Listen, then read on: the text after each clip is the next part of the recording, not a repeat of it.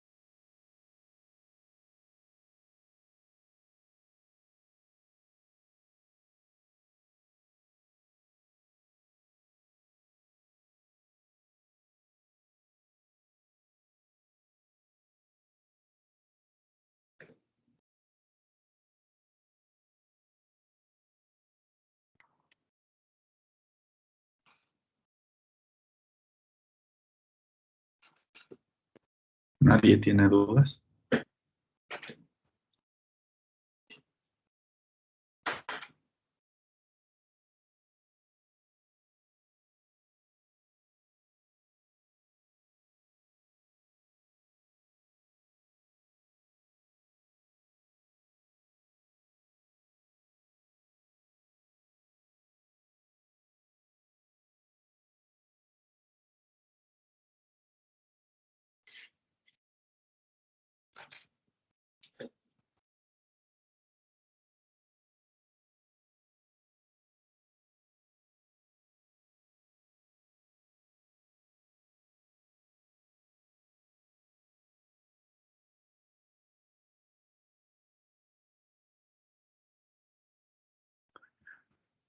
Bien, entonces, pues vamos a continuar con lo que estábamos viendo, que eran sistemas electrónicos, modelado de sistemas electrónicos.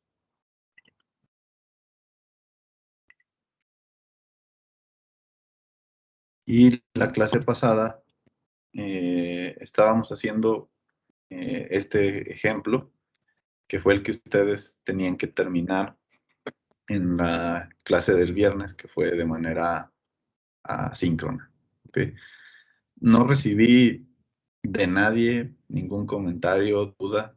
Entonces, pues no sé si alguien tenga dudas o continuamos con el siguiente ejemplo.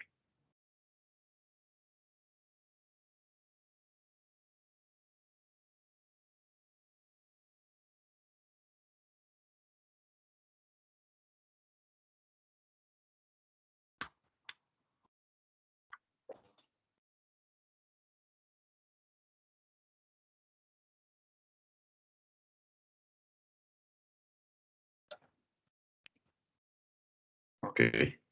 Bueno, entonces vamos con el ejemplo 7, que es un amplificador operacional, pero considerando que en la retroalimentación tiene ya un elemento diferente, en este caso el capacitor, que nos permite almacenar energía. ¿Ok? Entonces, la idea de este circuito es obtener la representación como función de transferencia del, del circuito que tienen aquí, ¿no? Entonces, vamos a hacer el análisis igual considerando las propiedades que tiene el amplificador operacional de manera ideal. ¿Okay? Entonces decíamos que de manera ideal la corriente que entra a las terminales debe ser 0, y debido a que estamos considerando que su ganancia de lazo abierto es infinita, pues entonces resulta que aquí hay un cortocircuito virtual. ¿Okay? Por lo tanto, el voltaje que está en la terminal inversora y el que está en la terminal no inversora es igual. Es decir, B menos es igual a B más. Y en este circuito en específico, ¿qué valor tienen de voltaje en esa terminal?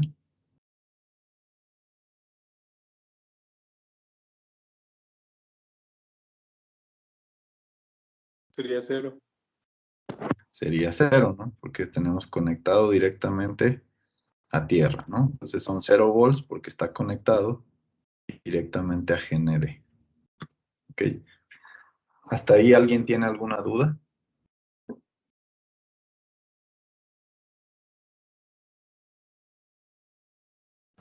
No, profe. No, profe. Ok. Bien, entonces decíamos que el análisis, una vez que establecemos los voltajes que existen en cada uno de los nodos del circuito, que en este caso pues ya tendríamos definidos todos los nodos, que sería el voltaje que estamos teniendo a la entrada, que es VI, el voltaje que aparece aquí en el nodo intermedio, que es este de B menos y B más, que quedamos que sería 0, y el voltaje que está a la salida, que es este de acá, ¿no? Pues una vez que ya establecen ustedes los voltajes de nodo, lo siguiente es hacer el análisis de las corrientes en ese nodo, ¿no? Empleando la ley de corrientes de Kirchhoff. ¿Ok? Entonces, para el caso del nodo que nos interesa analizar, que en este caso es el que está en medio, o que es el que nos relaciona todos los elementos que aparecen en el circuito, pues entonces en ese nodo decíamos que la forma de modelarlo va a ser las corrientes que entran, sumarlas, que en este caso únicamente entra I1, e igualarlo a la suma de las corrientes que salen, que en este caso sería la corriente que pasa por el capacitor y la corriente que pasa por la resistencia. Entonces tendríamos IC más I2. ¿Okay? Y ahora sí, una vez que tenemos definido esa ecuación del nodo, pues hay que expresar todo en función de los voltajes que actúan sobre cada uno de los elementos. ¿Okay? Entonces, primero, si nos vamos a la resistencia R1, que es la que está aquí a la entrada, para establecer el valor de I1, pues aplicamos la ley de Ohm, considerando el voltaje que está aplicado en los extremos de esa resistencia, que en este caso, de un lado tenemos VI y del otro lado tenemos 0. ¿Okay?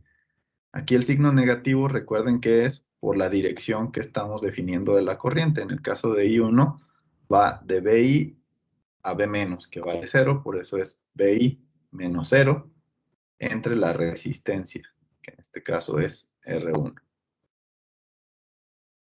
Esa sería la primera corriente, que sería I1.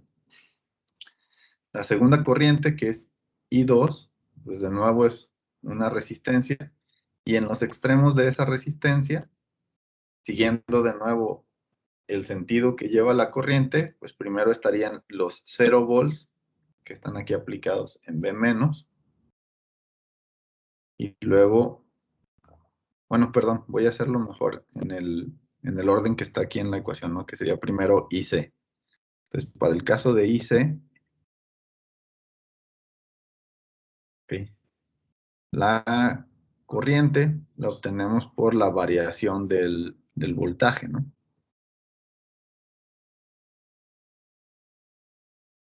Entonces sería la capacitancia,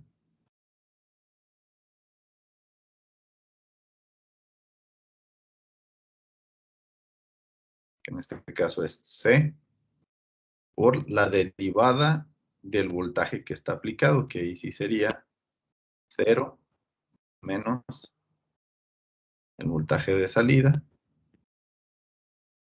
respecto al tiempo. Y eso nos define entonces la corriente que pasa por el capacitor, mientras que I2 quedamos que sería 0, que es lo que tengo aplicado aquí, menos BO, que es lo que tenemos a la salida, dividido entre la resistencia R2. ¿Okay?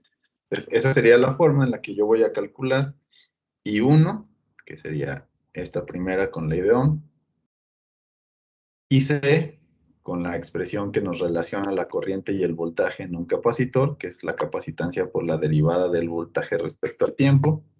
Y finalmente aplico la ley de Ohm, pero ahora en R2. ¿Okay? Y de esta, pues yo puedo obtener esta expresión que tenemos en la diapositiva. ¿Okay? Simplemente haciendo el despeje y colocando de un lado lo que serían los voltajes de salida y del otro lado lo que serían los voltajes de entrada. ¿Alguna duda?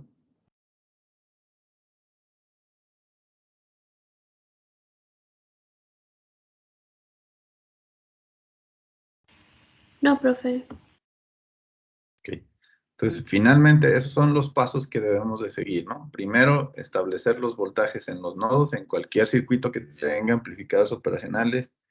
Primero revisen qué voltaje es el que aparece en cada nodo y después ir haciendo el análisis por corrientes, por la ley de corrientes de Kirchhoff en cada uno de esos nodos, ¿no? Y de la misma manera que se hizo en el circuito anterior, en donde teníamos una mayor cantidad de nodos y de hecho teníamos 2 voltajes de entrada, por eso se empleó el principio de superposición, ¿no? Pero básicamente esa es la idea que deben aplicar a cualquier circuito que contenga amplificadores operacionales, obviamente siempre siguiendo las propiedades que estamos considerando aquí ideales de que la corriente de entrada es 0 y la ganancia de enlazo abierto es infinita.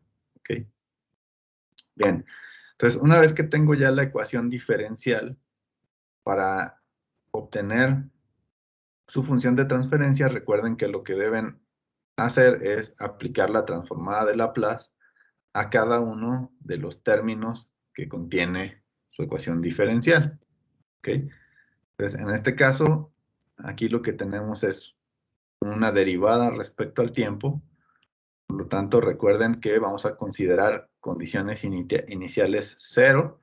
Por lo tanto, esta primera transformación simplemente es multiplicar S por el voltaje de salida, cambiando a mayúsculas y poniendo como que es una función ahora de S, no del tiempo. ¿Okay? Esa sería la primera transformación. La segunda es la de este término, que es un término constante multiplicado nada más por la función, entonces esa constante permanece. Y ahora la función es igual, la escribimos con mayúscula y en función de s. Esa sería la transformada de Laplace de ese segundo término. Y por último, pues también tenemos otra constante multiplicada por BI, entonces se mantiene la constante. Y escribimos con mayúscula, perdón, BI de S.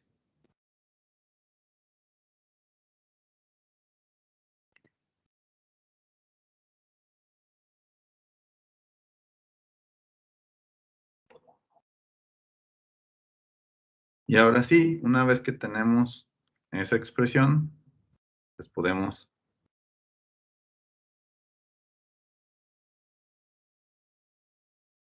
hacer la factorización de BO.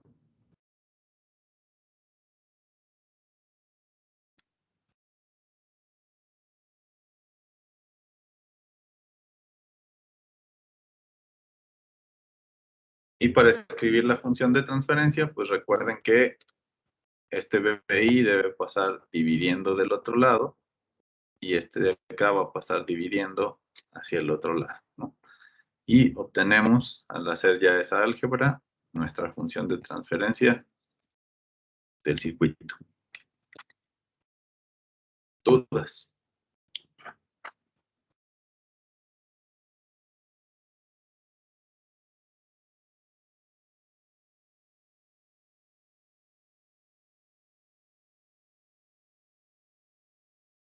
No, profe. Ok.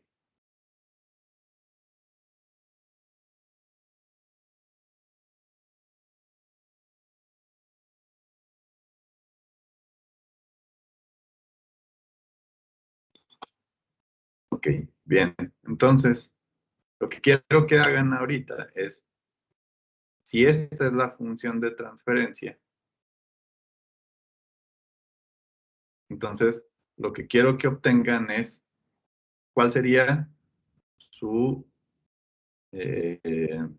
voltaje de salida en función del tiempo, es decir, deben de llegar a esta misma expresión a partir de la función de transferencia que obtuvieron a partir de la ecuación diferencial que modela el circuito. ¿Okay? Entonces, quiero que hagan la demostración de que este sería el voltaje de salida para ese circuito. ¿Okay? Entonces, cualquier duda que tengan, hagan todo el álgebra correspondiente para obtener su voltaje de salida. ¿Okay?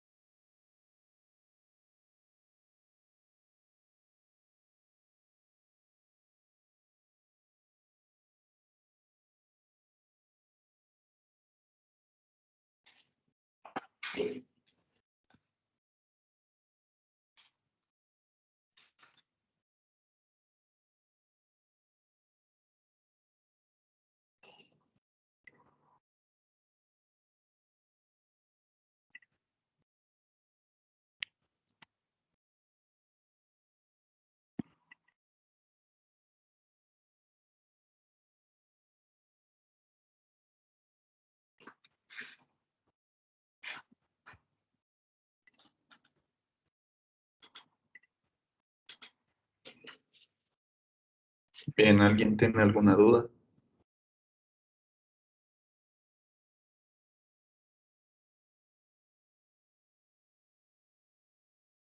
Simple. Para esta demostración simplemente tenemos que aplicar Laplace y Sí. simplificarlo. Ok.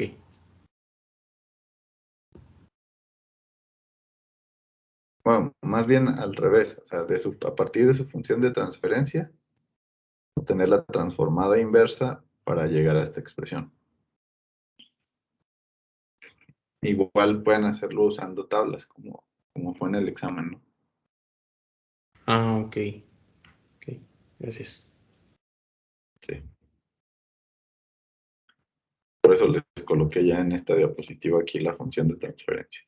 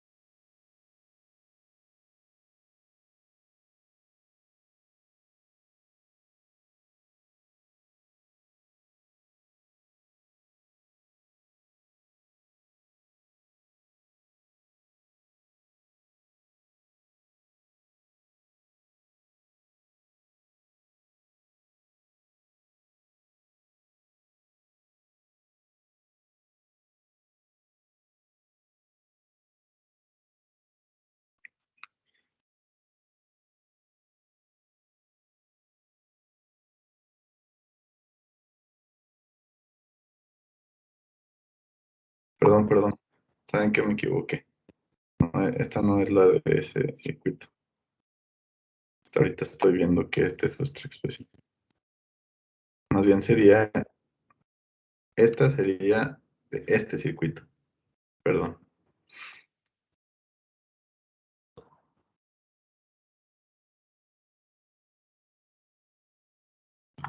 Es que para la otra solo queda la exponencial, ¿no?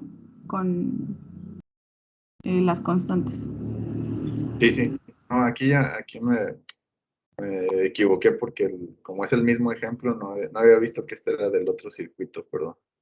Pues más bien sería esta ecuación corresponde a este circuito. Pues hay que hacer lo mismo, obtener su expresión en el dominio del tiempo y luego su función de transferencia demostrar que es esta.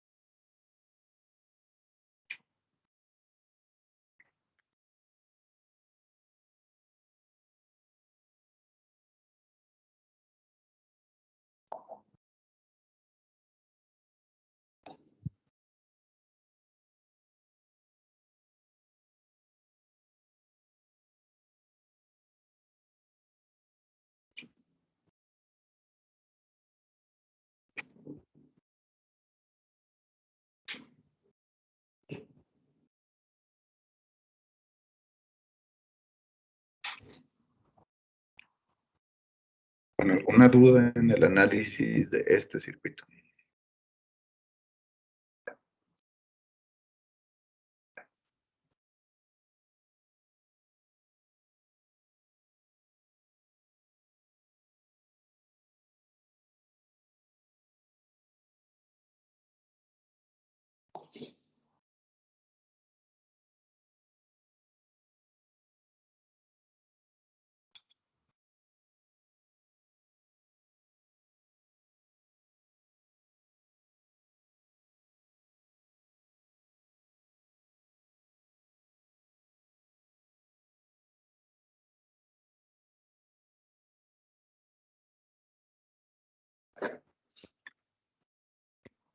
Nada más en este tipo de circuitos, lo que les recomiendo es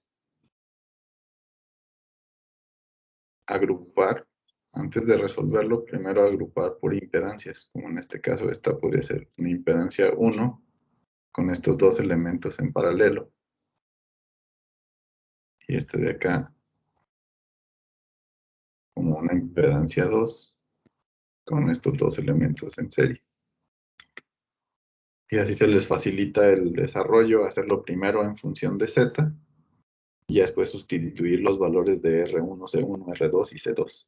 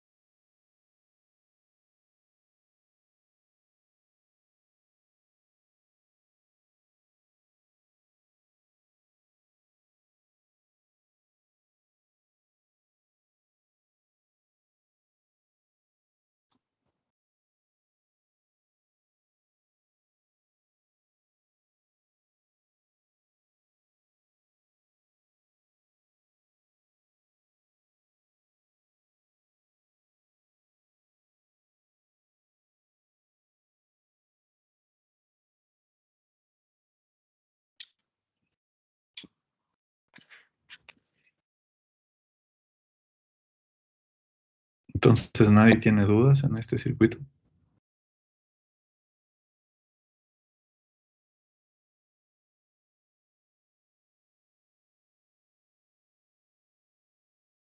¿Alguien ya lo terminó, lo verificó que ya que esté correcto?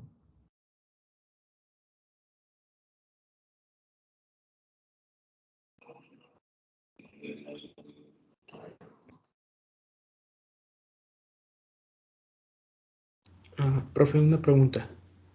Sí.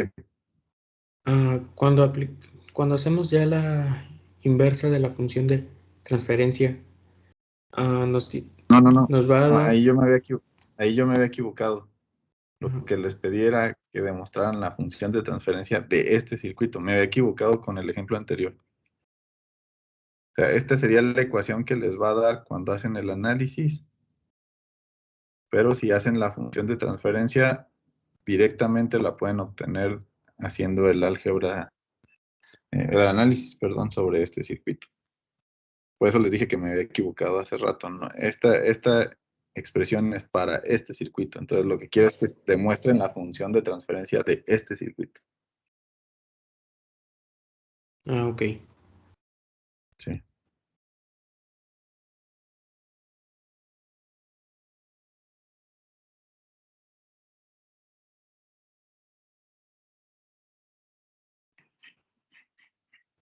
Es decir, que hagan el mismo análisis que hice en el circuito anterior, pero ahora a este circuito.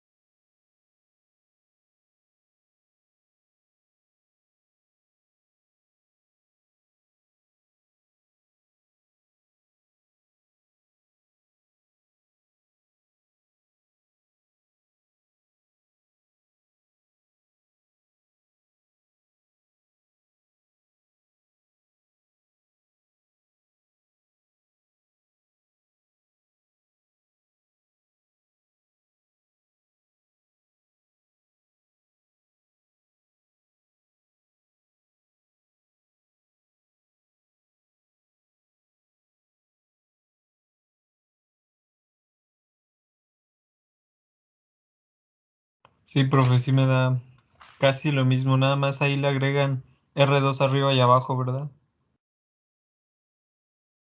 Sí, nada más está aquí completando con este alrededor. Ok.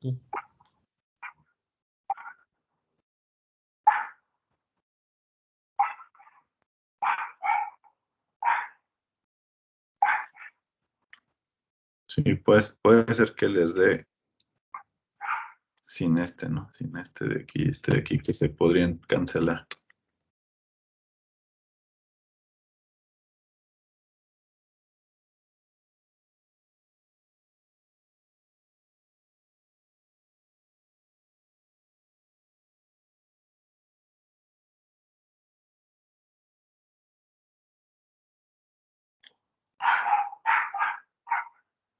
Bien, entonces, ¿alguien que tenga alguna duda?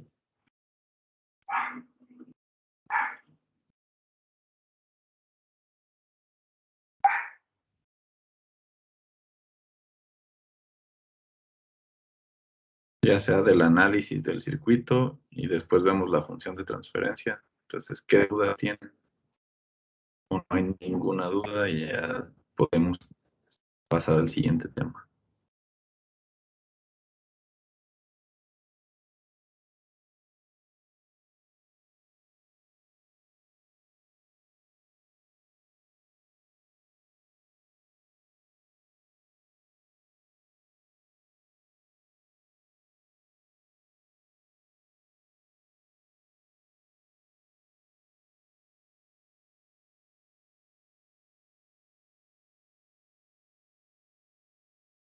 Profe, una pregunta. Sí. Para hacer el análisis de la diferencia de voltajes entre cada uno de los amplificadores, ¿era multiplicando los valores de las resistencias que tenían relacionados con sus amplificadores? Sí. Ok. Ok, gracias. Sí, que en este caso para el primero, pues sería como impedancia, ¿no? Aquí lo que les decía es, lo recomendable es analizarlo por impedancias primero, y una vez que ya tengan esas impedancias, pues ya les quedan configuraciones muy simples, ¿no? En este caso, si observan de esta primera etapa, que voy aquí a encerrar en otro color.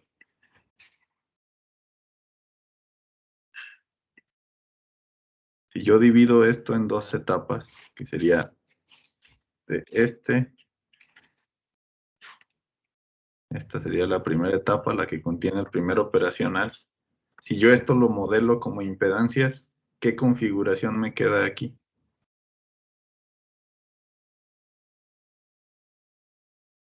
¿Cómo se llama esta configuración?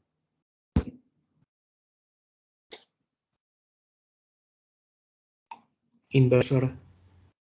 Exactamente. Entonces, pues directamente ustedes saben que el voltaje de salida, que sería este V gorrito, que es el voltaje en este punto, pues sería simplemente menos Z2 entre Z1 por el voltaje de entrada. Y si nos vamos ahora a la salida, a la etapa de salida, ¿qué configuración tiene?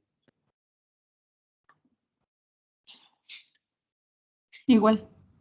Igual, ¿no? Entonces el voltaje de salida, pues es simplemente menos R4 entre R3 por V gorro. Entonces simplemente con multiplicar estas dos, ya tendrían el voltaje de salida en función del voltaje de entrada. Y al último sustituyen el valor de Z1 y Z2, que sería combinar estas dos en paralelo y estas dos en serie. Esa es la forma de analizar el circuito más rápido.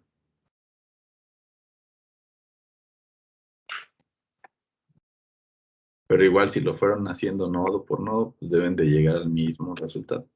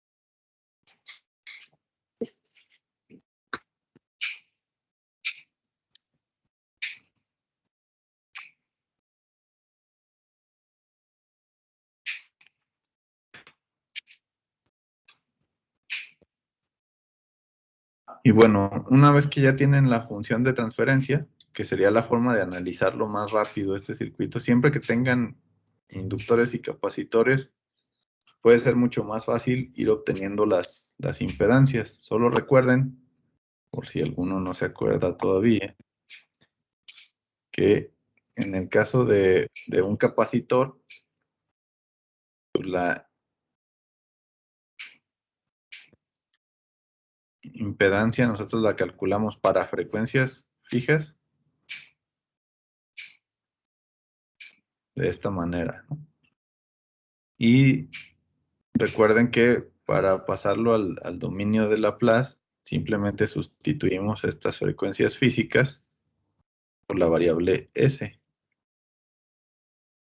Entonces, siempre que quieran representar la impedancia de un capacitor, pues lo van a hacer así.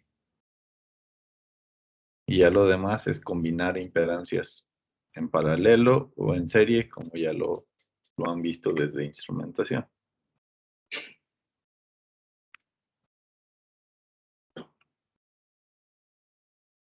Entonces, este tipo de circuitos es más fácil analizarlos directamente en el dominio de Laplace. Y una vez que tienen la función de transferencia, pueden obtener el voltaje en el tiempo, aplicando ahora sí la transformada inversa de Laplace.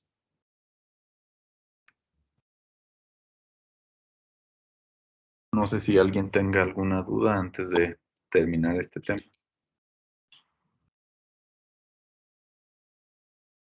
O igual, insisto, si tienen dudas en el análisis del circuito, díganme.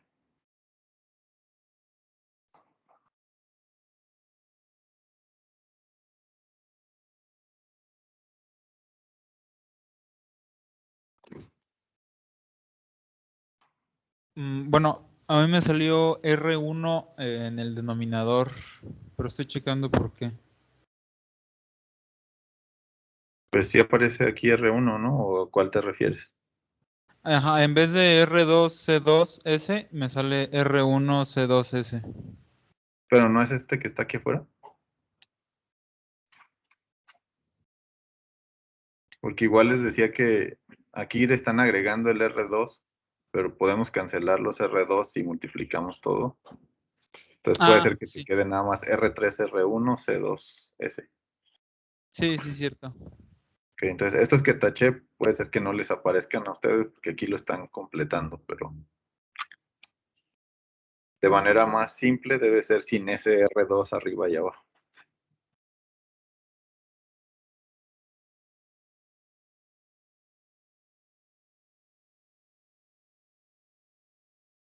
Sí, profe, sí, también me sale eso.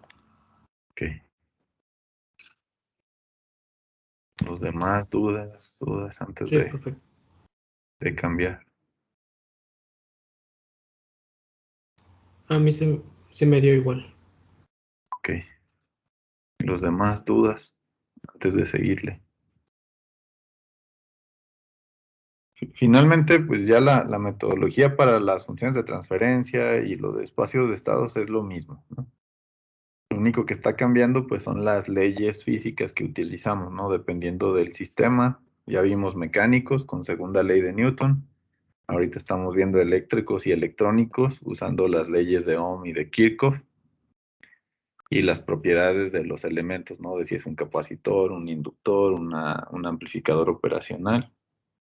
Es nada más ir utilizando esas leyes que ya conocen de otras materias que han llevado, ¿no? Desde instrumentación, análisis de circuitos, estática y dinámica. Y ahorita vamos a continuar con algunas de electromagnetismo para empezar a ver motores. Entonces no sé si alguien tenga dudas aquí antes de seguir. Porque finalmente yo estoy ahorita pasando por alto que ustedes ya saben bien análisis de circuitos, ¿no? Pero si alguien tiene dudas de circuitos, díganmelo ahorita antes de continuar.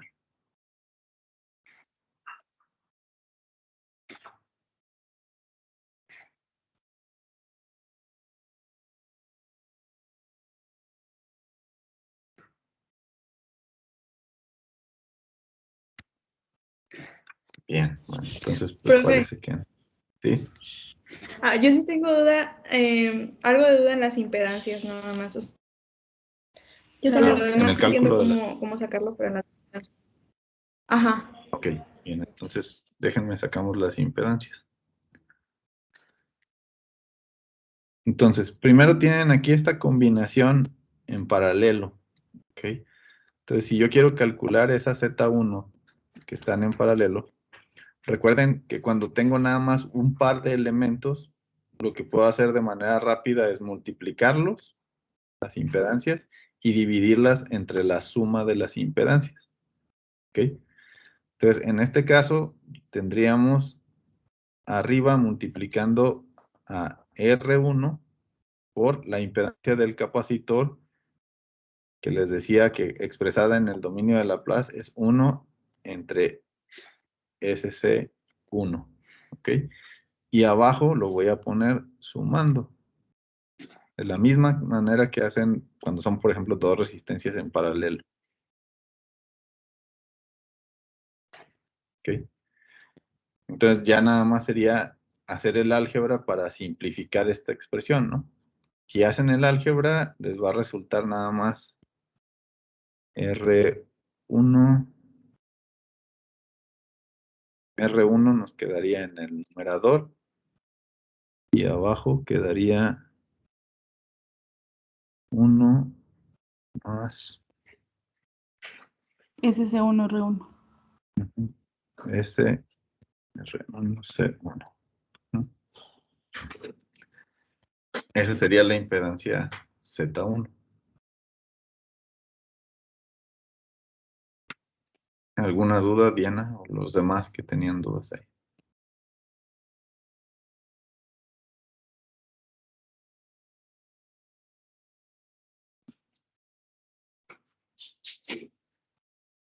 O si se hallan más haciéndolo con el inverso, acuérdense que también lo pueden calcular simplemente como 1 y acá abajo 1 entre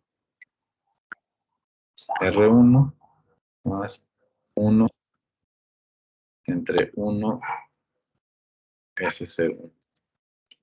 Okay.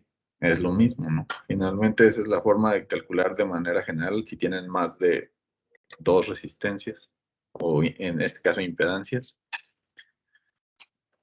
O el rápido cuando tienen dos, pues es multiplicarlas y dividirlas entre X.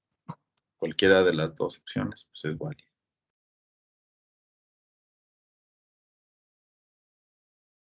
Y en el caso de Z2, pues ahí lo que tenemos es que están en serie. Entonces nada más se suman. Sería R2 más 1 entre SC2.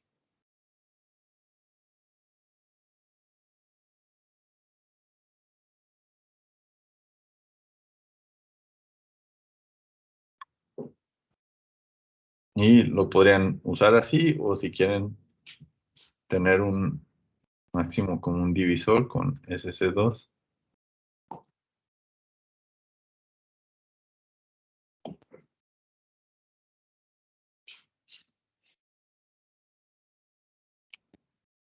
Podrían expresarlo así.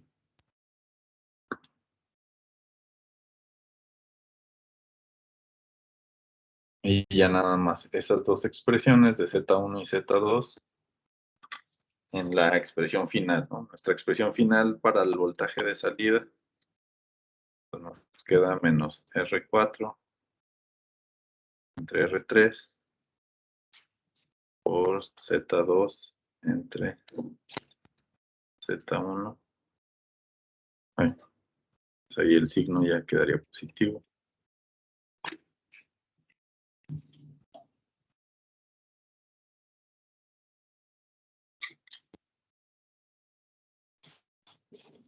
Y esto por BI.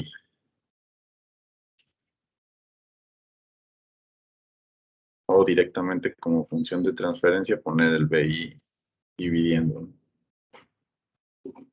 Entonces, con que lo sustituyan aquí estas dos expresiones, podrían llegar a este que tienen acá.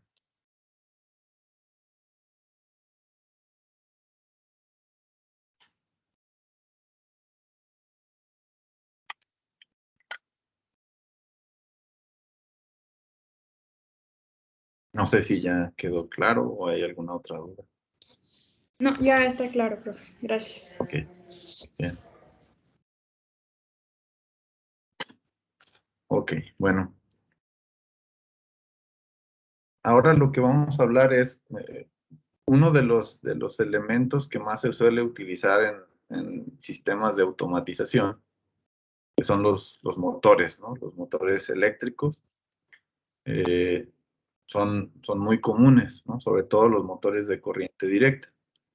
Y como ustedes saben, desde sus clases de electromagnetismo, pues un motor basa su funcionamiento en algunas leyes que tienen que ver con fenómenos electromagnéticos. En específico, para el caso de los motores, se utiliza la ley de Lorentz, ¿ok? En la cual nosotros estamos considerando una carga que se mueve dentro de un campo magnético y yo puedo relacionar el movimiento de esa carga por medio de su velocidad con la fuerza que va a experimentar. ¿Okay?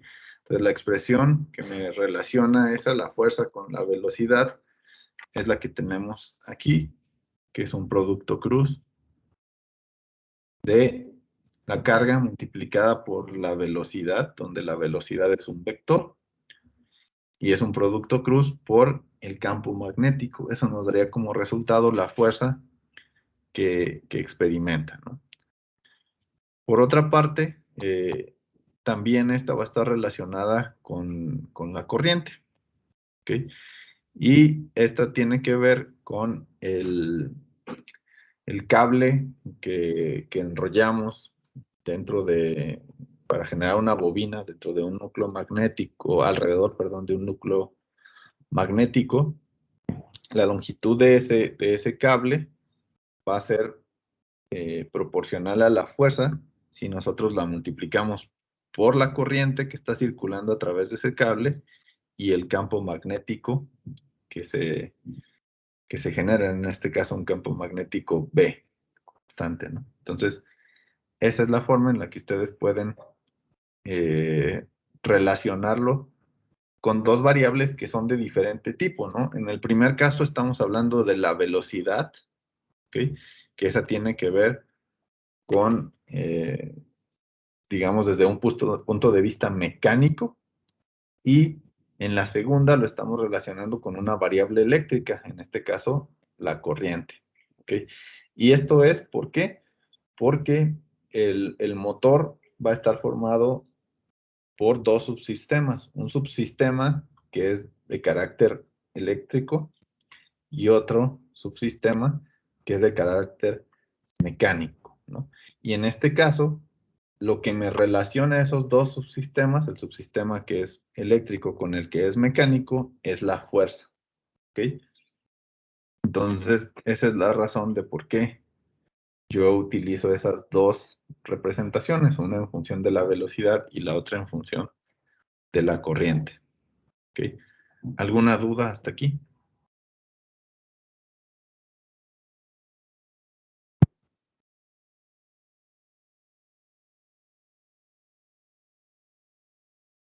Ok. Bueno, ahora, esta que lo estamos viendo aquí en un motor funciona de la siguiente manera. Ustedes tienen como fuente una fuente de energía eléctrica y que genera como salida un movimiento, ¿ok? Pero el motor yo lo puedo visualizar desde otra perspectiva y se transforma en generador. ¿Por qué? Porque si yo lo que tengo a la entrada es energía mecánica y eso me produce energía eléctrica, entonces estaríamos considerando que está trabajando como un generador, y ahí lo que se aplica es la ley de Faraday, ¿ok? Que en este caso, pues nosotros vamos a tener de nuevo las vueltas o las espiras que están de ese conductor o cable que ustedes tienen sobre alrededor de un núcleo mecánico para producir un campo magnético. Este va a inducir una fuerza electromotriz que va a estar relacionada con el flujo magnético, y que en este caso se mide con la intensidad por área. ¿Ok? Entonces me lleva a esta relación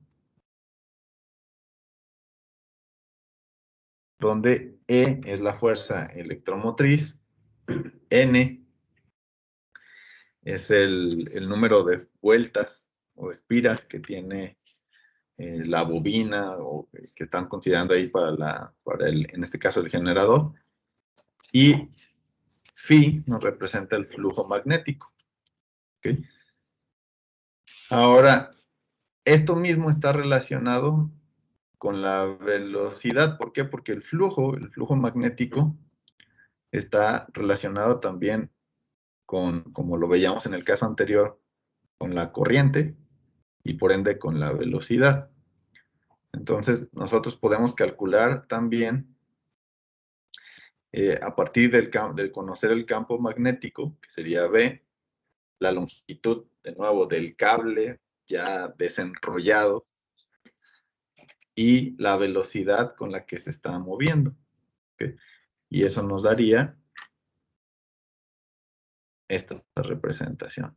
¿Okay? Entonces, de nuevo, yo estoy relacionando desde un punto de vista primero magnético, que sería esta primera que tiene que ver con el flujo, y relacionándolo con una salida que produce un movimiento, ¿no? En este caso a partir de la velocidad.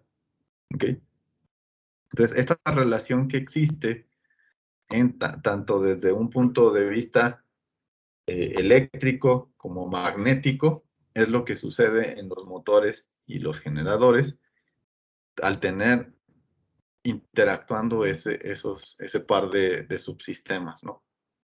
Uno mecánico y del otro lado uno que sea eléctrico o magnético, respectivamente, ¿no? Si actúa como motor o como generador.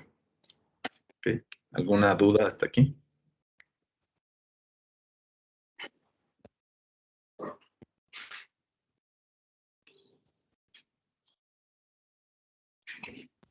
Bien, dentro de los motores, pues existe una gran variedad de motores. Los que son más comunes que se utilizan en sistemas de automatización, como por ejemplo los robots, son los motores de corriente directa. ¿Okay? Y los motores de corriente directa, a su vez, existen dos tipos básicos, uno que se conoce como de imán permanente y el otro que se conoce como de excitación separada, o también se le conoce como tipo shunt. En el primero, lo que sucede en el caso del imán permanente es que el flujo magnético es constante, esa es la razón del por qué se aplica el término permanente, y en el caso del de excitación separada o tipo shunt, el flujo es variable y se varía por medio de una fuente de voltaje que se conecta externamente. ¿Okay? Entonces, esos son los dos tipos básicos. ¿Okay? Entonces, vamos a considerar cuáles son los componentes y cómo lo vamos a modelar este motor de corriente directa. ¿Okay? Dentro de la estructura de un motor de corriente directa, yo tengo dos partes principales, una que es fija y una que es rotatoria. La que es fija es la que conocemos como estator o campo, que es donde se genera precisamente el campo y por eso lleva también ese nombre. Y la segunda, que es la parte que se mueve, que la conocemos normalmente como rotor o también como armadura. ¿Okay? Y entonces yo les decía que el motor nosotros lo podemos representar por dos subsistemas, uno que es de tipo eléctrico y otro que es de tipo mecánico. Y la relación entre ambas nos las va a dar la fuerza electromotriz. ¿Okay? Entonces, en este diagrama que aparece aquí, yo tengo primero de esta parte un circuito eléctrico. ¿Okay? Entonces, ese circuito eléctrico, ¿yo cómo debo considerar a esta fuerza electromotriz? para el análisis de este circuito, ¿qué sería? Una corriente, un voltaje, una impedancia, ¿qué es?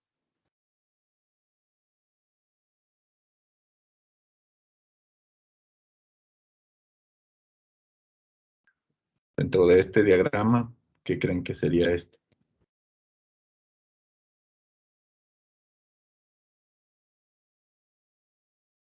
Voltaje. Un voltaje, ¿ok? Entonces, efectivamente, yo voy a analizar este circuito en serie. Es una malla nada más. Y este lo voy a tomar como un voltaje, ¿ok? Entonces, esa es la parte eléctrica o el subsistema eléctrico de ese motor, ¿ok? Por otra parte, si yo ahora lo que tomo es esto, ¿ok? Esto sería un sistema mecánico, ¿ok? Y un sistema mecánico de tipo rotacional, ¿ok? Entonces, ahora aquí tengo como variables velocidades angulares, pares o momentos que se generan. Tengo fricciones como elementos de acá, ¿ok? Y esta sería la fuerza electromotriz, ¿ok? Entonces, ahora esta variable yo la tengo que representar como una fuerza dentro de este movimiento, ¿no? Y es una fuerza de tipo, o que genera un movimiento de tipo rotacional, ¿ok? Entonces, para esta parte de acá, yo tengo que aplicar la segunda ley de Newton para sistemas rotatorios, ¿no? O que realizan un movimiento de tipo rotatorio o rotacional, ¿ok? Entonces, vamos a hacer el análisis considerando esos dos subsistemas. Nada más dejen quito estas anotaciones para que no vayan a influir ahorita.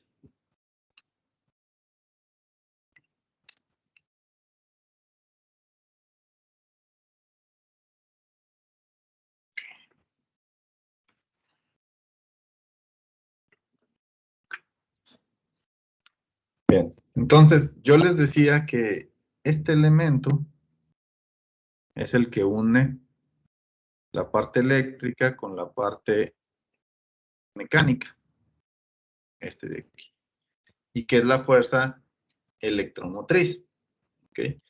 Y yo la puedo representar de dos formas, ¿no? Dependiendo de cómo estoy haciendo el circuito para poderlas relacionar, ¿no? Si estoy analizando primero el circuito y si después estoy analizando el sistema mecánico que aparece a la salida, ¿no? Entonces, si yo lo tomo como un par que se genera a partir de una información eléctrica, es decir, este par para mí es una variable que es mecánica. ¿Ok? Entonces, esta variable mecánica yo la puedo relacionar con la corriente, ¿ok? Y eso es por lo que les decía yo que sucedía aquí, ¿ok?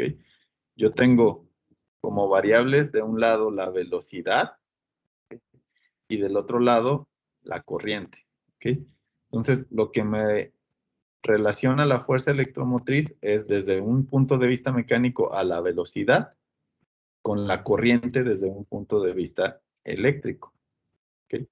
Es por eso que aquí en esta expresión, nada más aquí no aparece el subíndice.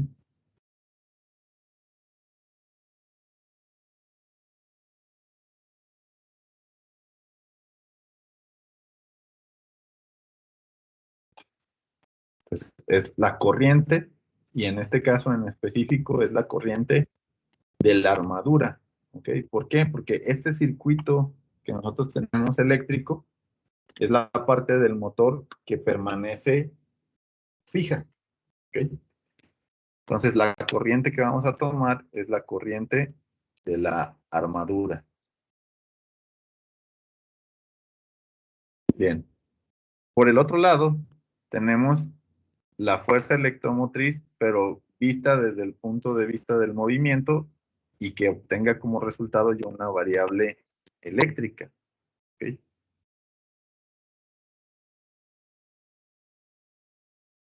Entonces, esta sería ya desde el punto de vista eléctrico. Y entonces debe estar en función de una variable mecánica para que yo pueda tener la relación. En este caso, la variable mecánica es esta, que es la velocidad angular. ¿Okay? Como lo dice aquí. ¿Okay? Entonces, esa es la manera en la que yo voy a relacionar estos dos elementos o subsistemas del motor, ¿no? La parte eléctrica con la parte mecánica. ¿Okay? Por lo tanto, yo voy a escribir dos ecuaciones. Una primera ecuación utilizando como una representación eléctrica. Por ser una malla, pues vamos a aplicar la ley de voltajes de Kirchhoff de este lado.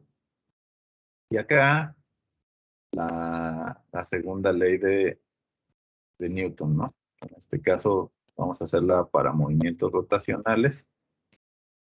Entonces es con momentos de inercia y aceleración angular. Okay.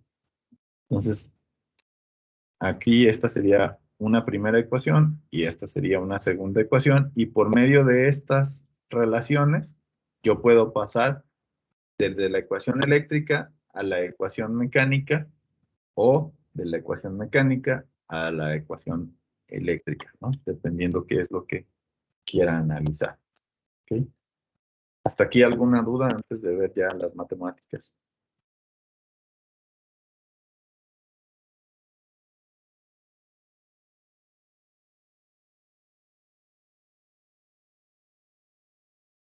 Bien, entonces ahora sí, vamos con las dos ecuaciones.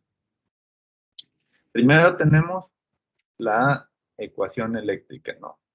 En el caso de la ecuación eléctrica, les decía que vamos a utilizar la ley de voltajes de Kirchhoff. ¿Okay?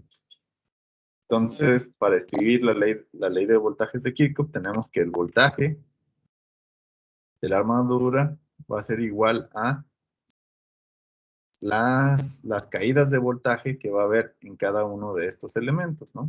Tengo aquí, siguiendo la convención de signos pasiva, el voltaje que va a estar en la resistencia, el que va a estar en el inductor y la fuerza electromotriz que tengo en este, como elemento, digamos, de unión entre la parte eléctrica y mecánica. Entonces, para la resistencia, aplicamos ley de Ohm, por lo tanto sería resistencia por corriente. ¿Okay? Recordando también que este es un circuito en serie, por lo tanto, la corriente es la misma para todos los elementos. En el caso del inductor, el voltaje pues va a estar dado por la inductancia multiplicada por la variación de la corriente, que en este caso está expresada por esta derivada con respecto al tiempo. Y por último tenemos la fuerza electromotriz, ¿no? Que sería E de T. ¿Okay? Que esta es la representación que decíamos desde el punto de vista eléctrico. ¿Okay? ¿Hasta ahí alguna duda? Esa sería nuestra primera ecuación, la ecuación eléctrica. ¿Alguien tiene alguna duda? ¿Sí o no? No, profe. Ok. Bien, entonces ahora nos vamos con la ecuación mecánica. Okay. Acuérdense que yo les decía que la ecuación mecánica pues es la suma de los pares que estén aplicando igual a la inercia multiplicada por la aceleración angular, que sería nada más omega punto. ¿Okay? Entonces, de este lado de la ecuación tengo lo del movimiento, que es la inercia, por la aceleración, que sería la derivada de la velocidad angular. Y del otro lado, hago la sumatoria de las fuerzas que van a estar actuando. Entonces, desde el punto de vista mecánico, esto de aquí me genera esta fuerza, ¿ok? Que es la que estamos representando aquí. Y voy a tener dos fuerzas que se oponen. Una que es la fricción, ¿ok? Que está representada por un coeficiente de fricción por la velocidad, ¿ok? Pues recuerden que esta debe tener signo negativo con respecto al movimiento, por eso que aparece con signo menos. Y la segunda que estamos agregando aquí es un par de carga. ¿Qué me refiero con carga? Por ejemplo, si a ustedes este motor lo van a usar para un robot, si ustedes le conectan a este motor, le colocan un eslabón, ¿ok? Como para generar un brazo para una prótesis o una falange, digamos, si es un dedo que van a usar para una prótesis. Ustedes le colocan aquí algún eslabón de distintos materiales, ¿no? A lo mejor es un eslabón metálico. Entonces, esto, con las fuerzas gravitacionales, pues les van a generar pares de carga que debe soportar el motor, ¿ok? Para que pueda sostener esa carga que le están agregando, esa masa que le están agregando al motor. Entonces, este término que está aquí como TL, lo vamos a usar para modelar todas esas cargas, o también puede representar que alguien quiera detener ese motor de forma manual. Entonces, esa carga yo la voy a representar con ese TL, y también pues va a ser negativa porque se opone a la fuerza electromotriz que tiene o que puede generar ese motor, ¿no? Entonces, aquí le escribo con su término mecánico. ¿Okay? Y entonces ya, si yo quiero ir de aquí hacia acá o de acá hacia acá, pues lo tengo que hacer con la variable, ¿no?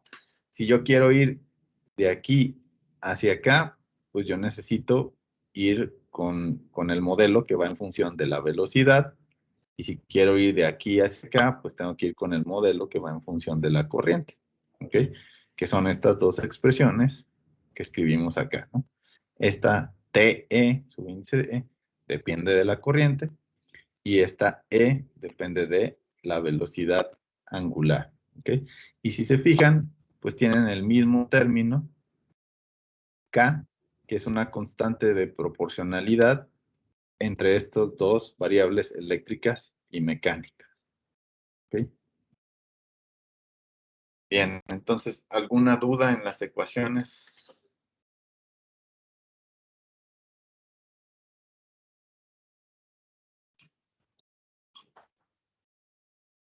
Aquí nada más porque como estamos usando la I, por cuestión de notación no se está usando lo del puntito, obviamente porque como es una I, pues quedaría aquí un puntito medio raro, ¿no? Entonces aquí se está poniendo con diferencial de I respecto a T, derivada de I respecto a dt.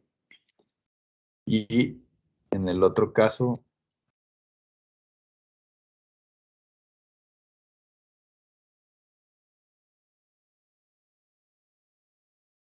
sería, estamos utilizando ahí sí la notación con el puntito. ¿Okay? ¿Alguna duda?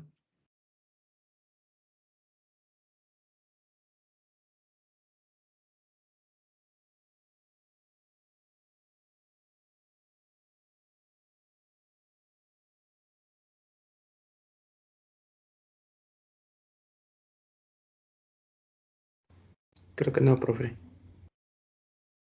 No, profe, tampoco.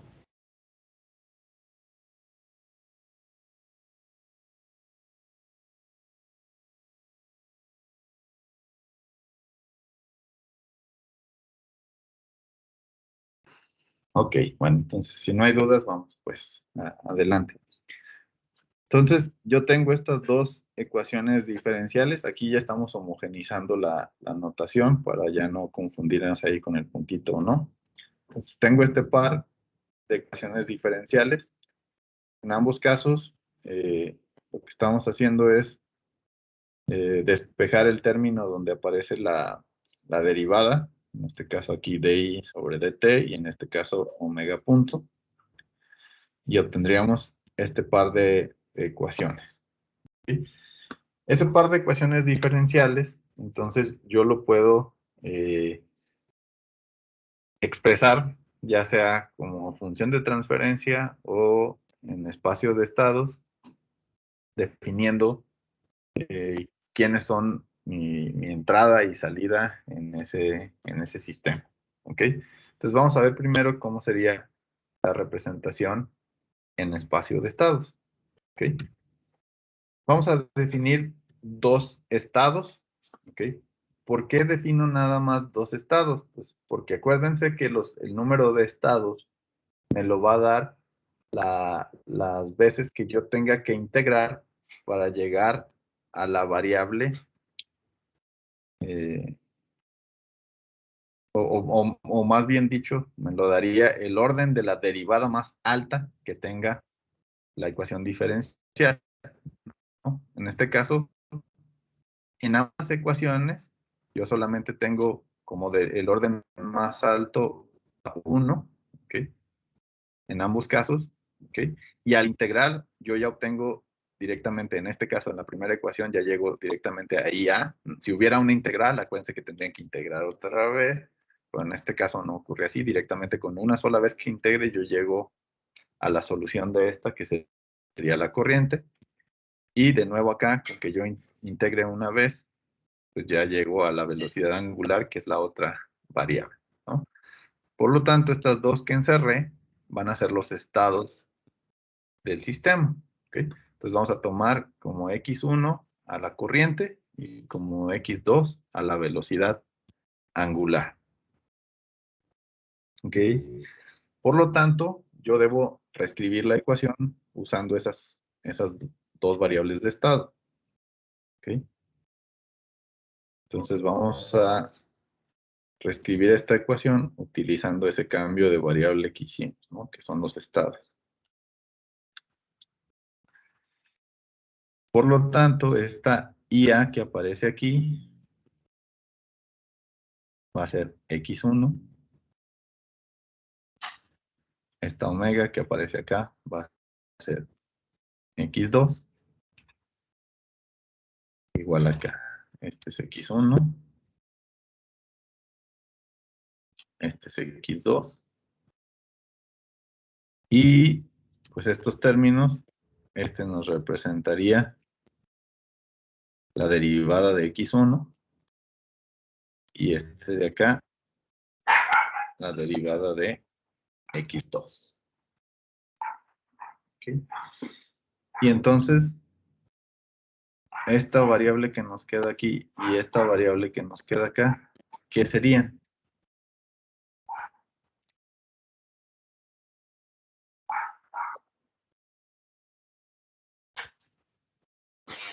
¿Qué nos representan? Es como la pasada que era UDT.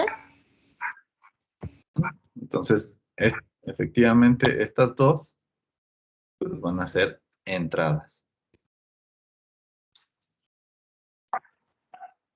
¿Okay?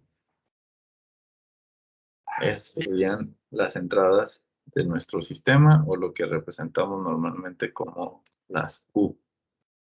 ¿Okay?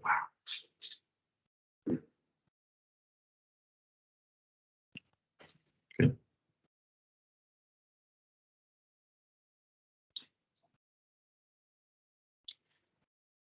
Ahora, en el caso específico de la entrada, esta entrada de aquí, este es un voltaje.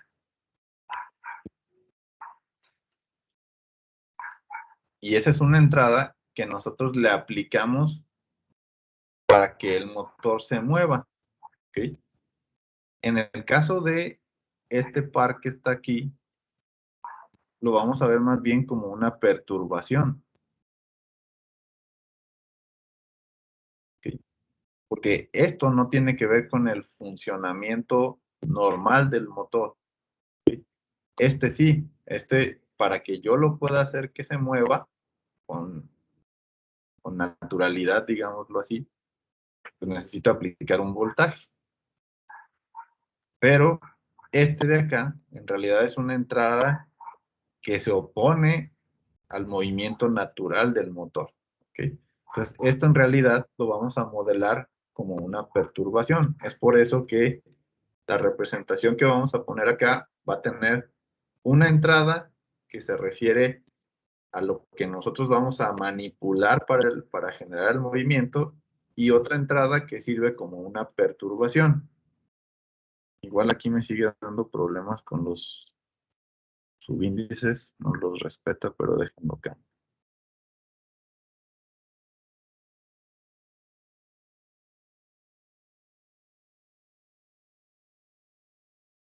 Entonces sí tengo dos entradas, pero una de ellas sí es U, que en este caso sería el voltaje de la armadura, y la otra la vamos a representar como una T, que es una perturbación. ¿Okay?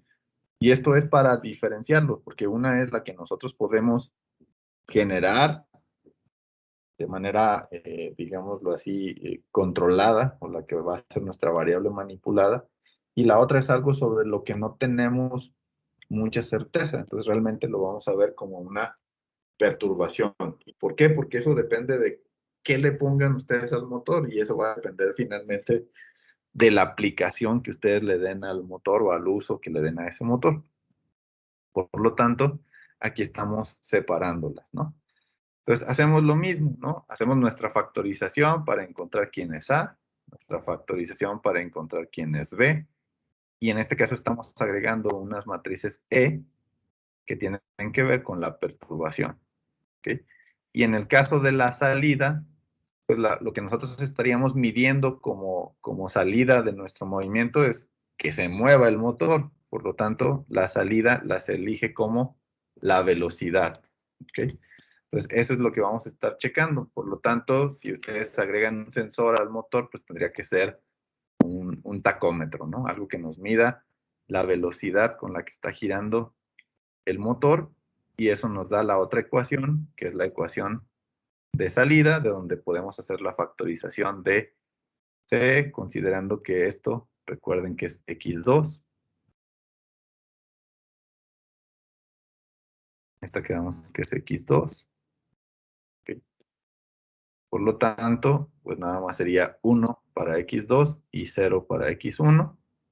En la ecuación de acá no aparece la U que elegimos, que es esta, solo aparece la perturbación, por lo tanto sería 0 acá perdón, en la ecuación de salida, que es esta de acá, no aparece ninguna de las dos entradas, por eso en ambos casos es 0.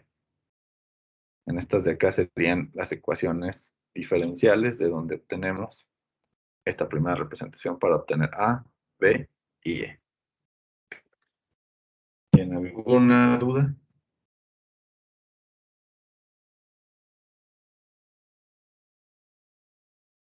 Entonces, esta sería la forma de representar en variables de estado el movimiento de un motor de corriente directa.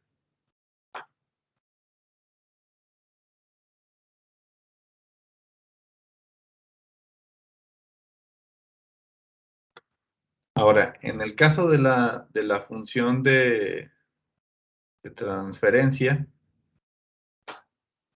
pues nos va a quedar una expresión un poco compleja, ¿no? Que necesito yo despejar lo que sería la entrada y lo que sería la salida. Nuestra entrada que vamos a elegir, pues sería, por ejemplo, el voltaje de armadura, y nuestra salida la velocidad, ¿no? Velocidad angular. Entonces podríamos hacer nuestra representación en función de transferencia, ¿okay? Pero normalmente para hacerlo de esa manera lo que suele hacerse son algunas simplificaciones, ¿no? Y eso es porque en los motores de corriente directa ocurre que normalmente la inductancia de armadura es muy pequeña, y también la inercia. Entonces suelen, para simplificar el modelado, considerarse como que son 0, y eso ya nos daría una relación sencilla entre el voltaje, que es nuestra entrada, y la velocidad, que es la salida del sistema, y de ahí podríamos hacer una representación en función de transferencia, ¿ok? Que sea un poco más sencilla una vez que apliquemos aquí la transformada de Laplace, ¿no? a esta ecuación, que sería la ecuación resultante de suponer tanto que la inductancia de la armadura como la inercia son iguales a 0. ¿Okay? Bien, pues esto sería con referencia a los sistemas electromecánicos, ¿no?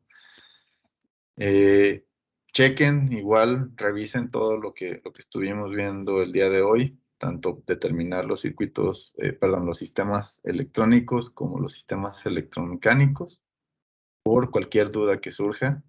Y la siguiente clase, el miércoles, ahora trabajaremos con sistemas hidráulicos, utilizando algunos conceptos básicos de mecánica de fluidos, utilizando el principio de Pascal.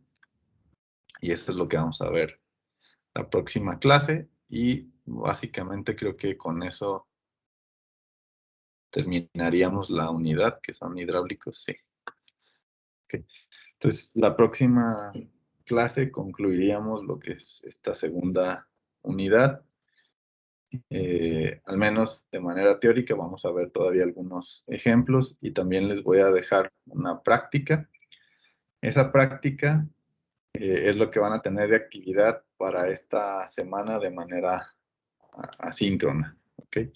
Y con eso concluiríamos. No sé si hay alguna duda antes de terminar la clase de hoy. Yo, profe. Sí. Disculpe, ¿me podría repetir de nuevo dónde sale esa matriz? ¿Cuál, perdón? ¿La E? De esa diapositiva. Ah, ok.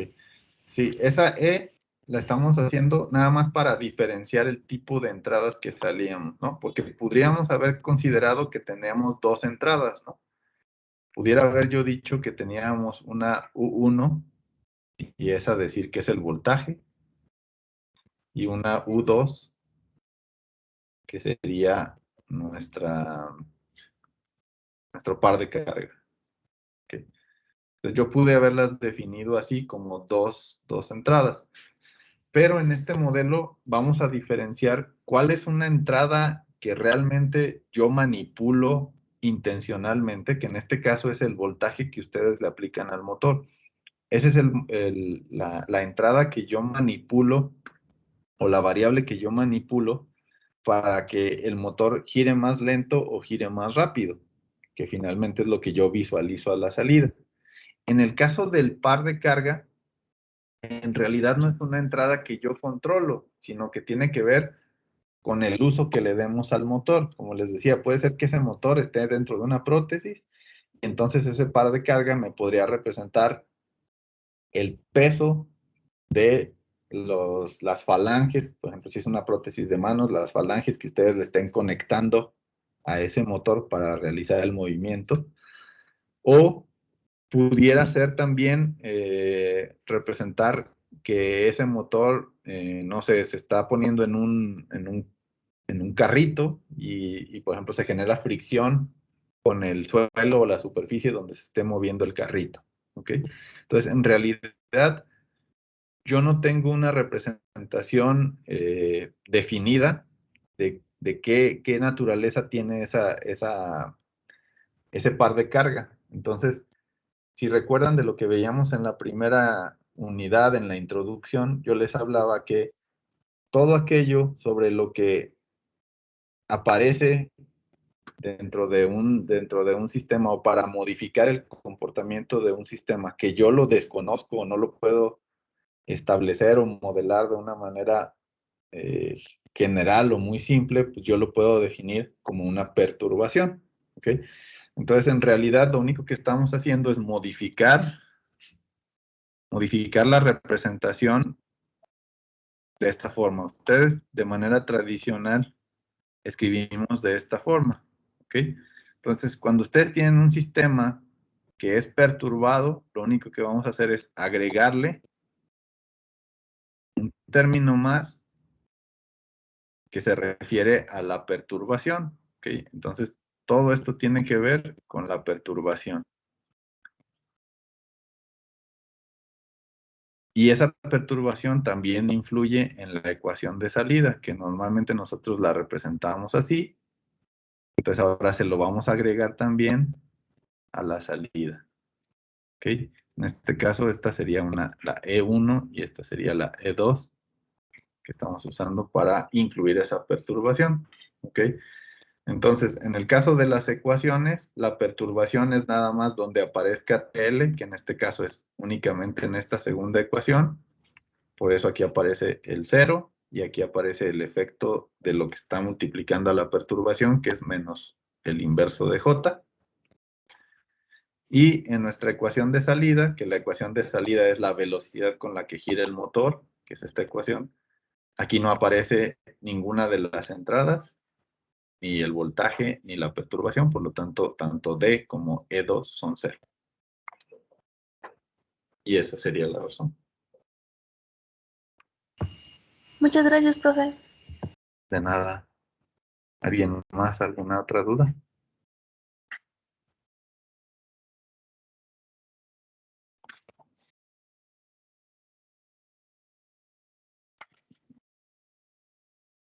Ok, bueno, entonces, pues eso sería todo por el día de hoy.